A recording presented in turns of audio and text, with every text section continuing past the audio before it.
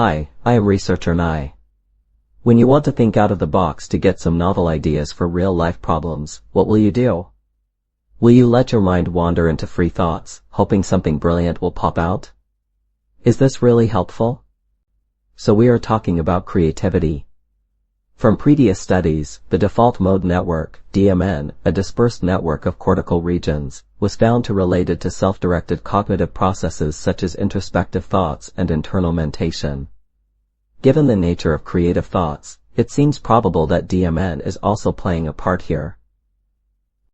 Hence, to address the above questions, researchers tried to study how DMN would react when subjects performed two tasks that involved creativity, namely mind wandering, MW, and alternate uses, AU, to see the relationship between free thinking and the generation of novel ideas on real-life problems, and if DMN has anything to do with creative thinking in general. Subjects in this research were patients having electrodes implanted in their brains at DMN and other brain networks so that brainwave signals were recorded for analysis while the subjects were performing the two tasks. In particular, the theta and gamma waves were analyzed. The former were related to activities that works with remote networks of the brain, while the latter were related to local activities. During the MW task, the subjects first looked at a colored shape in the center of a screen for 20 seconds. They were then asked the question, "What were you thinking about just now?" The subjects were supposed to answer it by verbalizing their thoughts for as long as they could or until 1 minute had passed. During the AU task, the subjects first looked at an object in the center of the screen for 20 seconds and were informed of its typical functions. They were then asked the question, "What are other uses for this object?" The subjects were supposed to answer it by listing out as many alternate uses they could think of or until 1 minute had passed. Results showed that no matter which task the subjects were performing, the power level of DMN theta waves increased. This was also true for DMN gamma waves, although to a lesser extent. At first glance, both tasks seemed to involve very similar brain processes. However, when researchers compared such results to that of the frontoparietal network, FPN, a cognitive control network known to act in close association with other functional brain networks, they found something interesting. For the AU task, the activation patterns of DMN theta and gamma waves highly matched those of FPN. This is not the case for the MW task.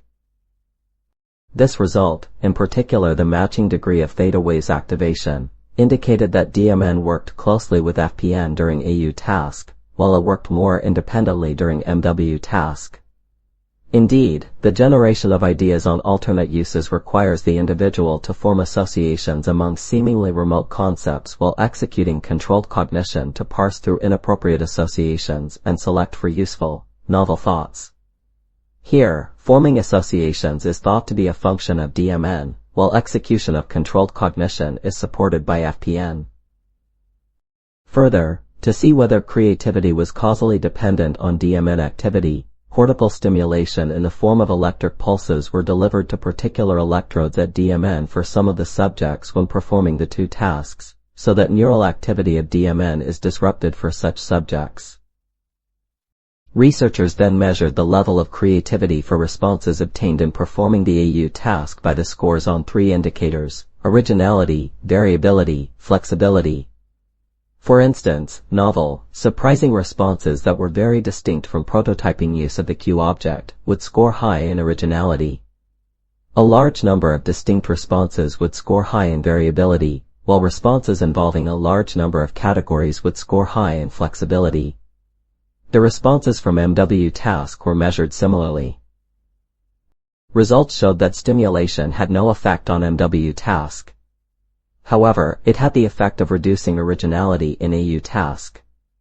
As previous studies had found that stimulation of DMN was able to modify memory performance, it was possible that the effect on AU task reported here reflected the disruption by stimulation on DMN's ability to access memories of objects and consequently to generate original responses. But MW task, having little to do with such memories, was not affected by stimulation. This further showed that mind wandering and forming novel ideas related to different processes in the brain. To conclude, we may have somehow identified DMN as an origin of creativity in the brain. However, different types of creative thoughts may involve different brain processes, so the exercising of one may not boost your ability to perform the others. Please stay tuned for our next episode. See you soon.